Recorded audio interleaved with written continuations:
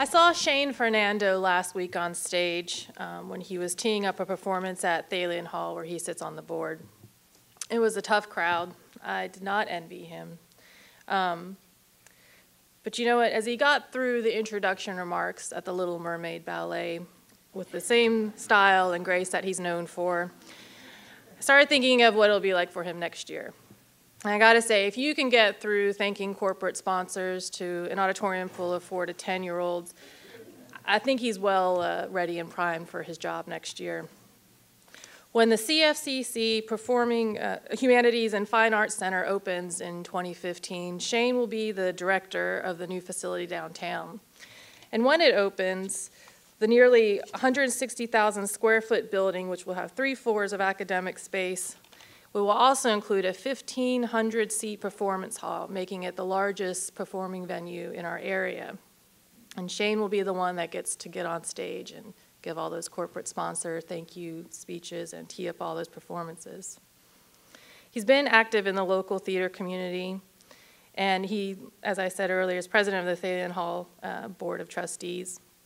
And so he's been an integral part of the local arts community. So speaking today about arts as education is Shane Fernando.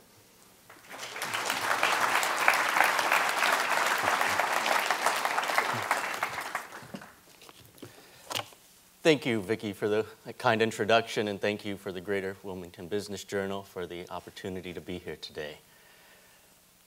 In America, education has long served a special role. It's our great equalizer. From our founding fathers on, America's leaders have recognized that public education and the study of the liberal arts are essential to creating a civil populace, a people that can be free thinkers, voters, and participants in a civil society. In 1784, years before the Constitutional Convention and just weeks after the Revolutionary War, George Washington wrote a letter to a bookseller. And in this letter, he didn't write about his victories and battle stories. He asked for books. And in particular, in this letter, he wrote, "To encourage literature and the arts is a duty which every good citizen owes his country." He didn't say it was the responsibility of the poets and the painters. He said it was the duty of every good citizen. And in our country, we would never say that we reserve arts education for privileged students. Our belief in this makes it more and more apparent that one of the major civil rights issues of our time is education, and why arts education is critical to leveling the playing field to opportunity. I'm sure most of you in this room at one point in time took piano classes, played the clarinet in the school band, danced on stage or acted, sang in the chorus, or participated in shop class.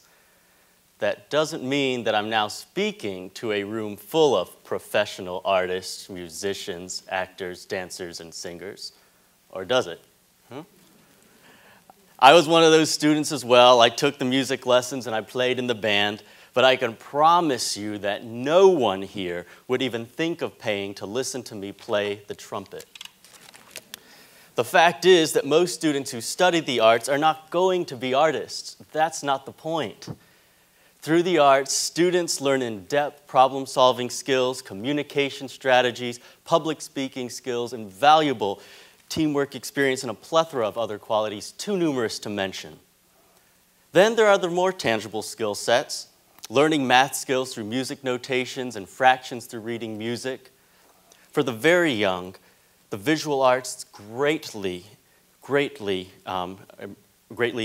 important for improving reading readiness, and performance arts are greatly important for supporting students' public speaking skills and even management skills for human resources trainings. We too often sadly hear that the arts and the sciences and other so-called core subjects are separate things. And this leads us to say, oh, I don't understand anything about the arts, or I don't understand anything about math and science. This compartmentalized thinking encourages us to entirely close off sides of our own persona. We've also heard, oh, people of science and math, oh, they're not creative. And artists, they're not analytical. Now, think about that a moment. Who wants to be uncreative, or illogical. How does that kind of thinking support our educators in trying to form fully developed citizenry? We've all heard the argument left brain versus right brain. You have a disagreement with someone, say, oh, they're totally being left or right-brained about this. Well, as you know, the left hemisphere oversees analytics and the right side oversees creativity. Now, usually one side is more dominant in each person, but the last time I checked, we all still function with a full brain with two operating hemispheres. The arts and sciences are not two different, unrelatable subjects. They are of the same part, just like our brain. Let's take a moment and digest a quote from NASA astronaut Mae Jemison. Now, Dr. Jemison is a medical doctor, scientist, first black female to fly to space, and is a professional actor and dancer. She says, "Science provides an understanding of a universal experience.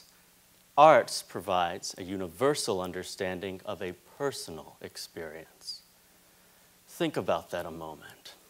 If you choose to take only one of those sentences and go on with your life, you will only be living half of the human experience.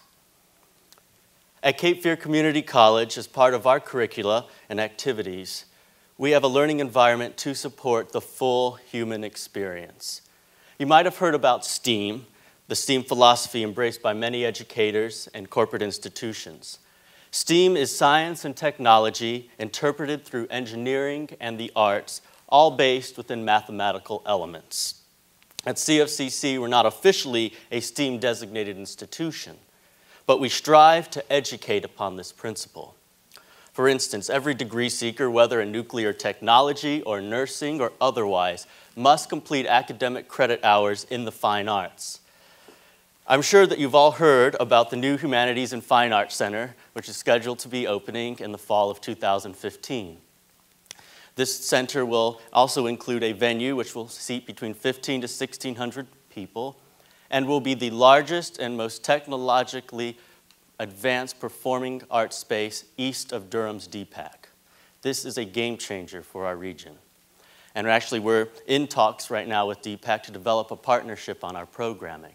And for the first time, we'll be able to host full-scale Broadway touring theatricals, full symphony, and other headliners here. So what this space will do, along with its scale, will shatter the ceiling for the performing arts in our region. Now, while this venue is important, it's only half of the story of the new center, and in my opinion, is not even the most exciting part. At many institutions of higher learning, you'll find the Performing Arts Center over here, and you'll find the academic space where classes are held over here on the other side of campus. The design of our space is unique because of the academic programming that will be housed here. The Humanities and Fine Arts Department will be in this building, and it includes the visual arts, music, drama, film, communications, foreign languages, philosophy, and religion. These students and faculty members will be housed in the center, which includes 3 floors of classrooms, laboratories, and studios that are designed to serve their disciplines. And as a result of our students and faculty being housed here, they will have an instant feeling of ownership for the building's operations and performance spaces. This facility will play a vital role in connecting the arts to all of our degree-seeking students, whether a fine arts student or not, as well as for lifelong learning opportunities, supporting and bolstering the power of our mission to provide all of our students access to arts and humanities education. In fact, the entire center will be operated as a laboratory for student learning. Our students will gain the theoretical training in the classroom and then walk down the hall to participate and practice in what they're learning through our operations. They will participate in our backstage efforts, working alongside professional Broadway touring crews, running our front of house operations, marketing efforts, event planning, volunteer training, and so forth. This is similar to how we build operations of the presenting arm UNCW presents at UNCW. Over 90% of my staffing efforts there were supported by students, giving them invaluable experiential learning opportunities. And actually, a bit of exciting and recent news. UNCW just designated the new Humanities and Fine Arts Center as a site where their students will earn academic credit from their work with us.